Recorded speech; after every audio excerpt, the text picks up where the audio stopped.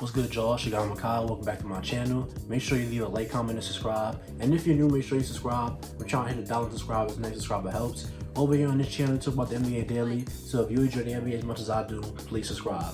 And today we're going to be talking about the crazy start of the season that Ja Morant is having.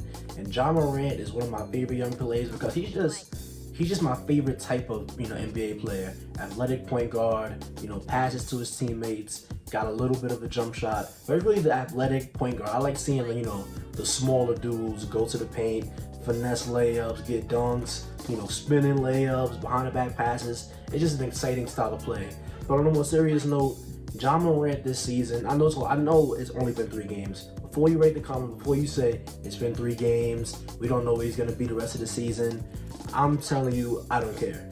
The 3 games that he's had this season have been very, very good, very, very amazing, especially most notably the one against the Los Angeles Lakers. And just this season, Ja Morant, we already knew what he could do, coming into his career. We knew he was a great driver, we knew he was a great finisher, but the thing that we always questioned was his jump shot. And to start his career, he wasn't always the hottest from 3. And hold on a second. In his career, from 3, he's 33% his first year, 30% last year. This year, to start the season, I know it's been 3 games, he's 44%. Now, obviously, he's not going to shoot 44% from 3. He's not Steph, he's not Clay, he's not Dame. But realistically, I think it's not out of, it's not out of reason, it's not out of reach to say he can be like a 37, like 36, 37, 38. Be like a, above 35% three-point shooter. And if he can get to that level, it's going to open up his driving game so much because now, not only do you have to worry about the drive, but he can actually be a threat, shooting the ball from outside. And, Ja Morant has a very nice in-between game. He has a great floater. He has a great way of, kind of leaving his defender in jail on pick and rolls and just knowing how to bounce off of guys. And the finishing package is just amazing. We saw a bunch of the, crazy finishes he had against the Lakers. Going up against guys like Anthony Davis, he killed the Cavaliers going up against, Jared Allen. So, and this isn't, the first time we've seen him have great games and big moments. Last season, in the play-in, he had a great game.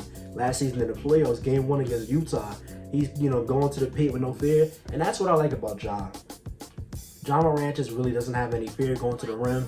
He's going up against anybody, but the difference is, unlike a lot of players, when he goes up, he knows how to, get a layup. He knows the angles of the rim. He knows how to spin it off the glass perfectly to get it to go down, and he just knows how to score at the rim. But the thing that we always question is the three-point shot, and I think realistically, he has the touch. We've seen the floater. The free throw percentage, I believe it's encouraging. 77% his rookie year, 72% last year. So far this year, 81%. The free throw is a really, really good indicator of whether or not somebody can become a good shooter. It's not end-all be-all, it's not a guarantee, but him being a decent free throw shooter gives me more hope for his three-point shot as we move forward. But Ja Morant, as a finisher, I have no worries about that. He's shooting 77% of the rim this season. And Ja Morant with the jump shot, along with the passing, let's talk about the passing. He's not only making, basic point guard level reads, he's making reads for alley-oops. He knows just when to throw the lob up in the air, just so the defender can't get it. He's making skip passes. He's making, weak side corner reads. He's just doing a lot of things, hitting guys right in the pocket so he can raise up and just shoot. And he doesn't even have the best team around him. He got guys like, Dylan Brooks and Kyle Anderson and Steven Adams. And these are guys that are, decent players, but this is not some star-studded cast.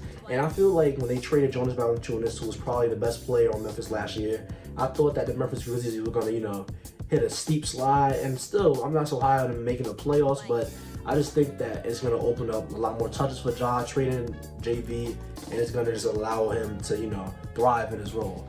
But the passing, he's averaging 8 assists this season. He had 10 assists against the Lakers with 41 points. And, Ja's really just a full package. And I just think moving forward that if he can sustain this jump shot along with his elite finishing, I think the only question we would have about him is his defense. And, when you look at Ja, you would think that, a guy with his wingspan, a guy who's athletic and quick like that laterally, a guy who, has all these physical tools, you would think that he's a good defender, but he's really not. And that's really just frustrating to me because you see him doing all this work on offense.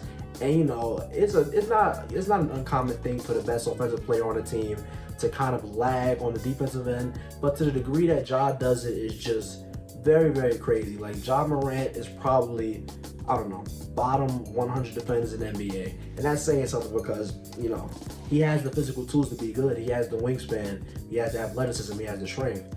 I don't know. It's just off ball. He just tends to fall asleep. You can cut across his face. He gets, you know, caught on back doors. He's not good at, you know, navigating screens quite yet.